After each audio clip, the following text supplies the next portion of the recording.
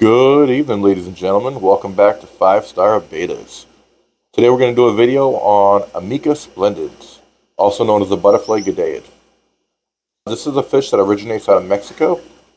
So I actually came to find out in the last couple months ago that this fish is actually almost critically endangered in the wild, that it doesn't exist anymore.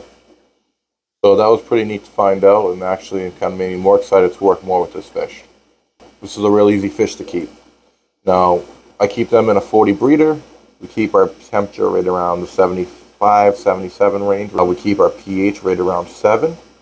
General hardness is very small.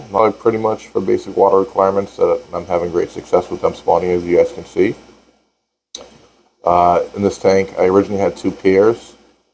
I ended up losing a pair randomly. One broke the jaw and the other one just passed away. I don't know if it was due to birthing complications, but that would have been my guess.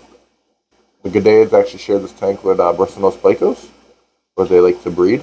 We have 1, 2, 3, 4, 5, 6 caves in here. I think we have about 15 bristlenose in here from all different types. As you guys can see, they breed in here just fine. The little babies swimming on the glass. They get along just fine with the Goodeids. I found the Goodeids can be a little aggressive other types of fish. They can be a little nippy sometimes, but for the most part, they tend to do pretty good.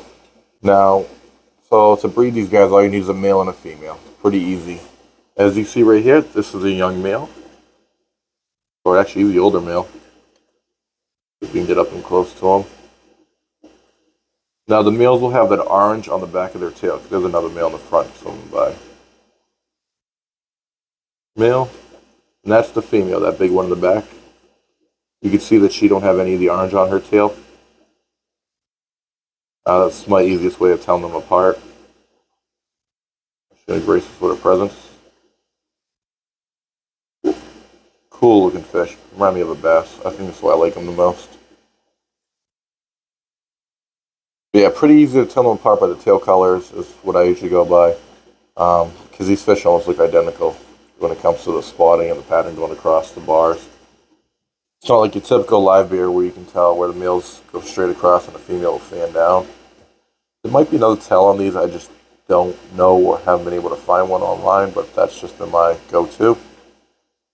And also the females are like twice the size of the males, you guys can see in this corner. Now production-wise, when I noticed in the beginning, when the females, I got them originally, they were half that size. They're giving anywhere between 7 and 11 babies. They give birth every 60 days. So you're waiting a lot longer.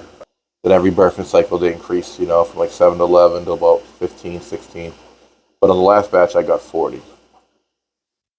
Yeah, 40 babies. I lost a few to deformities, but not too many were deformed, just a few, which was amazing considering these fish come out at half an inch. Yep, half an inch. These fish come out massive. Compared to a guppy and other mollies, I've never seen babies so big, which is another cool thing about them. I feed them baby brine when they first hatch out for a good couple weeks just to get them on something steady.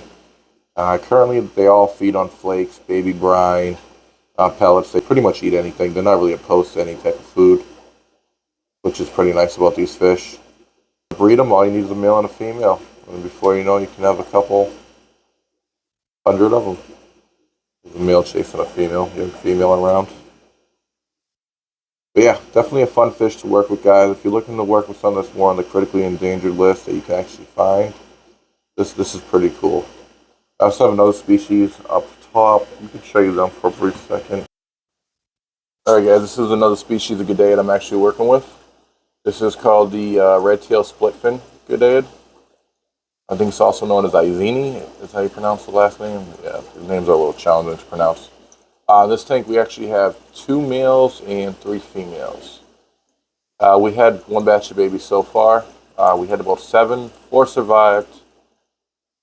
Some would reason they broke ovidic, and then 1 had half a tail missing. Not too sure what happened there, but yeah, they're doing pretty good now.